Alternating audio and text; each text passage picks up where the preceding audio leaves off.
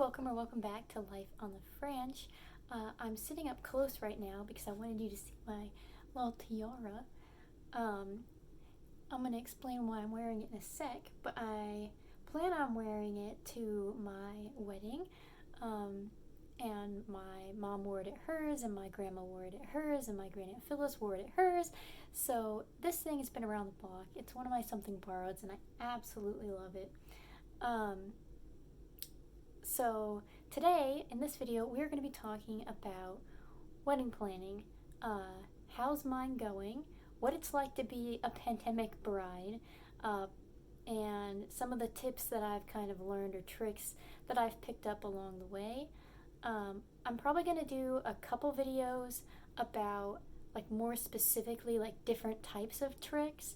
This is just more like a what the heck is going on and looking for, other people are going through this too, of planning their big wedding, or maybe they're planning their first small wedding and then they're thinking about planning their big wedding. Wherever you are in that process, I'm here to give you what it is like, first person, from my personal experience, planning the big part of my wedding, which is now going on to be a 2-year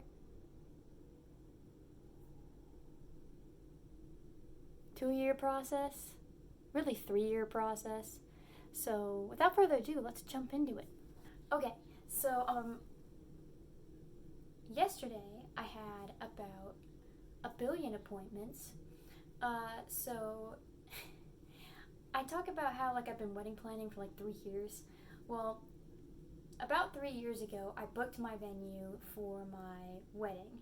I actually had my wedding venue booked before I got engaged. I knew, Stan and I knew we were going to get engaged, and we knew about when he was going to propose, but the venue that we wanted books up really fast, so we just went ahead. As soon as we decided we were going to get married, we booked it, and then he proposed later. So that part was already booked. We looked at different venues over Christmas, 6 months before we got engaged. And then after we got engaged, it was boom, boom, boom, boom, boom, let's wedding plan. So we went dress shopping. We went and, picked out flowers, because we're getting artificial flowers. So I went, bought artificial flowers. And my aunt / godmother, I call her my fairy godmother, is a florist, and she's making all of our flowers. So that's awesome. I'm really excited about it. And I'm so glad we ended up using artificial flowers, because we were able to use them at our small wedding last year, which was our legal wedding, and we're going to use them again this year for our sacrament of marriage. So that's our marriage in the church. And it's just so nice to not have to buy flowers twice. But then, we went ahead and made our menu with the caterer. We got a DJ. We picked out our first dance songs. We picked out a list of music that we wanted to play.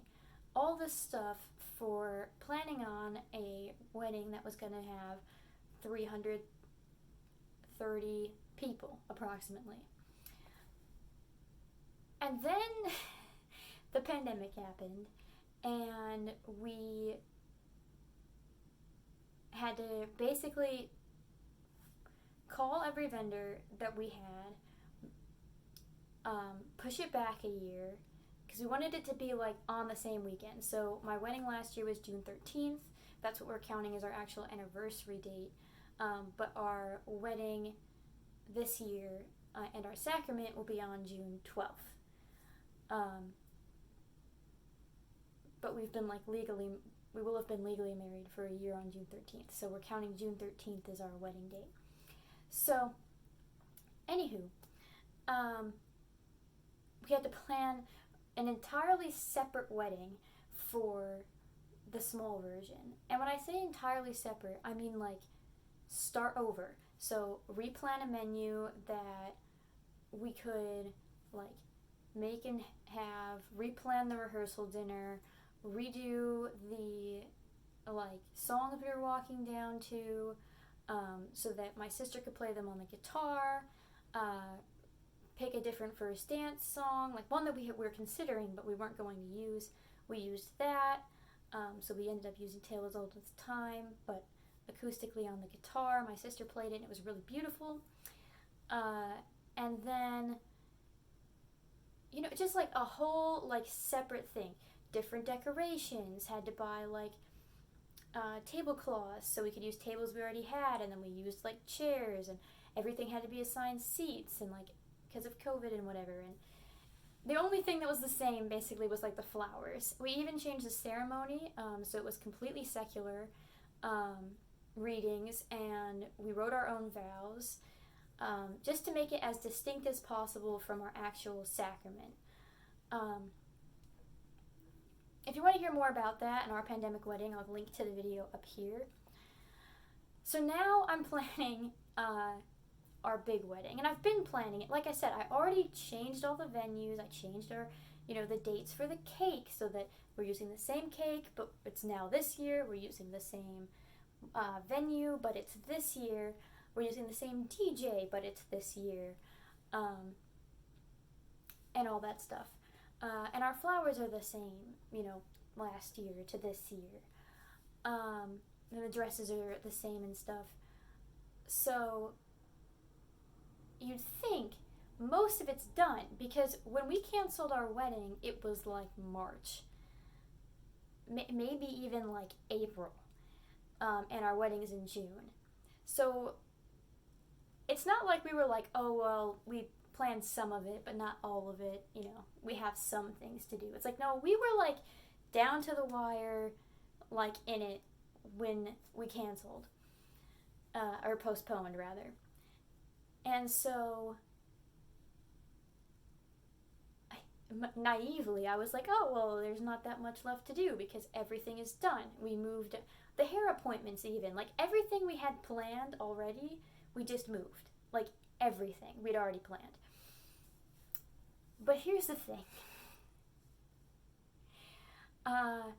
Apparently, there's a lot of last minute crap that happens for weddings that we hadn't gotten to because we canceled, and they all happen within like the last 3 weeks or 4 weeks before your wedding. And so we hadn't done those before. But then in addition to that, we also had to deal with some changes that happened from last year to this year. So I'm going to kind of go over some of those. So from last year to this year, the caterer at our venue changed. So we had to remake our menu from scratch. We're doing a tasting next week, the same day that we owe her a payment. So it's like crazy last minute, something that we had planned for months ago. No one ever called us to say that it had changed, and we wouldn't have known that it had changed had we not gone in and met with our venue. So that was like pretty upsetting. The other thing that changed is music. So we had picked out music, not like the first dance songs, those are the same, but you have a whole nother year to like, oh, maybe I should walk down the aisle to this song. Oh, maybe I should have them walk down to this song. Like decisions that you'd like already been like, oh, I guess we'll do this. Okay, we're going with that. You have a year to like be indecisive, and I'm an indecisive person, so we had to like reconfirm all of the church music. We had to redistribute all that to like our strings and our organist. We had a priest that changed, so our old priest that we had moved, and so the new priest, we had to meet with him to like reconfirm that like we could get married in the church and that we could do it the way we wanted and pick out the readings and whatnot. It was like a whole thing. So that changed. Just like, and then going back to music for the dancing part of the evening, like obviously the classics are gonna stay the same, like I'm sure that like we'll end up playing some Bon Jovi, or like the line dances or whatever, and like the polkas and whatnot, like those are all staying the same. But in terms of like the up to date music, like it changed. Like the music I listen to now is different than the music I used to listen to. Um, it's just like weirdly interesting. And then songs that were like borderline, like okay they're old but they're like still fun, are now just old and like cringe. And it's been like a whole experience. Also, if you're worried about Stan seeing my wedding dress, this is not it. This white dress, that's for something else. Different video, but not my actual wedding dress. I'm getting married in June. I cannot wear long sleeves. So,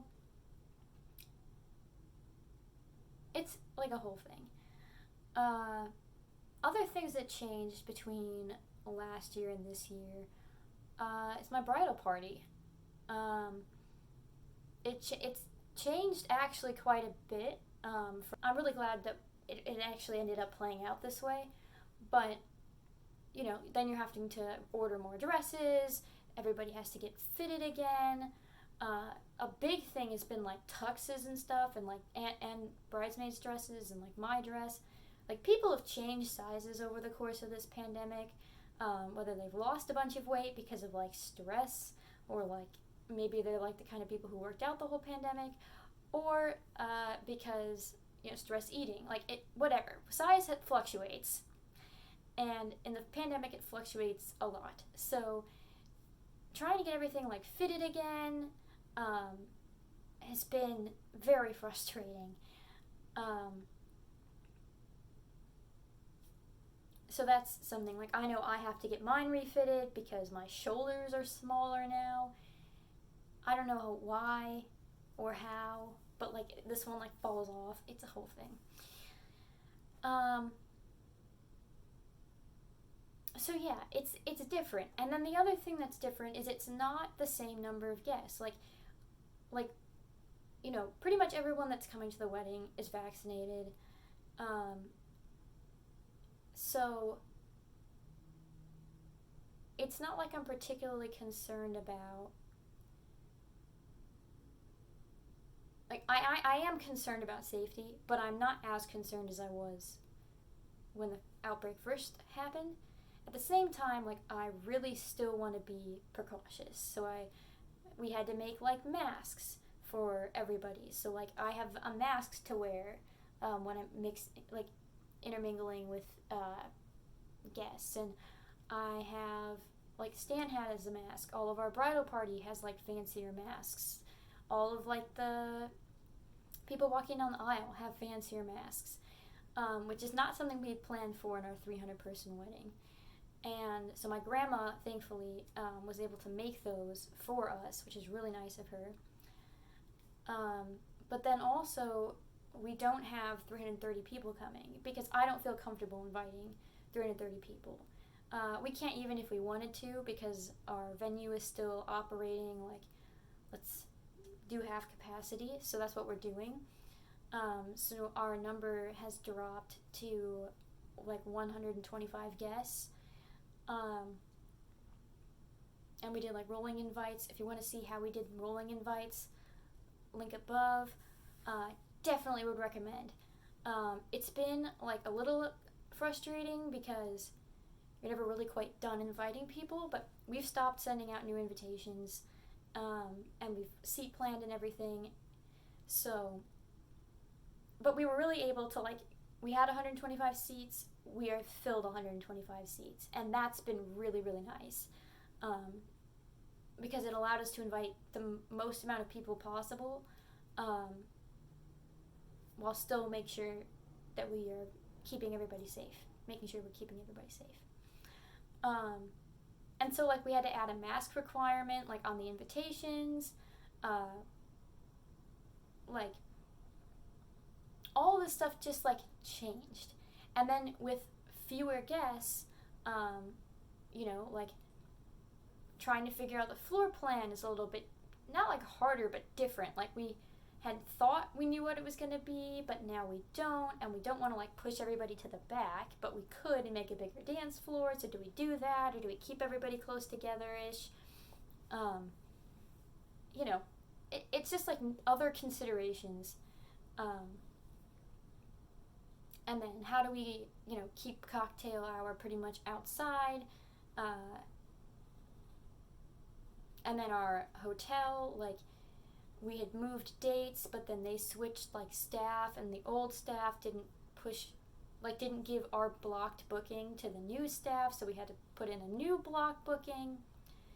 And because it's still a pandemic, people are worried that our wedding will get canceled, so they haven't booked with the hotel. So we have a bunch of people who still need rooms, but our blocked booking date ended, so now they have, and our hotel has like 2 other events blocked out for that weekend, so they can't book there, but that's where the shuttle's going, so we're looking at other hotels like nearby, and it's all this stuff that like we would not have had to have if it had been a normal time, and not like the pandemic is happening still, but it's like you have a vaccine, but we're not like fully functional again, like space.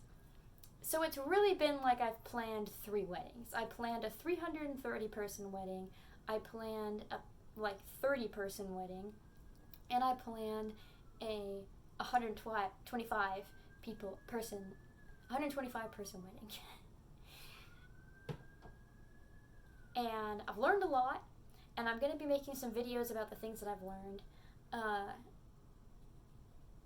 in like the next few weeks, mostly because the only thing that's like close to being on my mind right now is like my wedding, because it's taking up all my time. Yesterday, not an exaggeration, I had 8 meetings with different venues, 8 meetings with different vendors.